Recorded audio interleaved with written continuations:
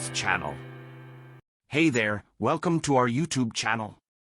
Today we're going to talk about how to set up a proxy on your school Chromebook in 2023.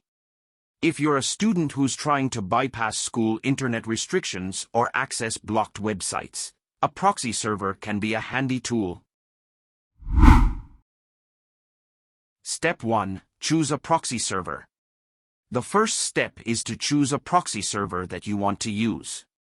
There are many free proxy servers available online, but keep in mind that not all of them are reliable or safe. Some proxy servers may contain malware or be part of a phishing scam. So, make sure you do your research and choose a reputable proxy server. Step 2. Enter proxy server details.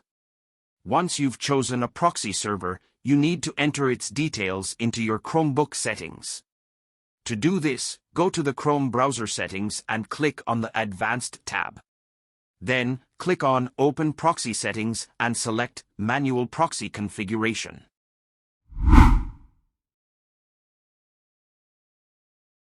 Step 3. Enter proxy server address and port number. Next, you need to enter the proxy server address and port number. These details can usually be found on the proxy server's website. Enter the details into the appropriate fields and click on Save to apply the settings. Step 4. Test your connection.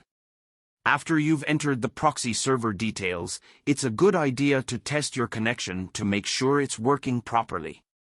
To do this, try accessing a blocked website or app to see if it loads.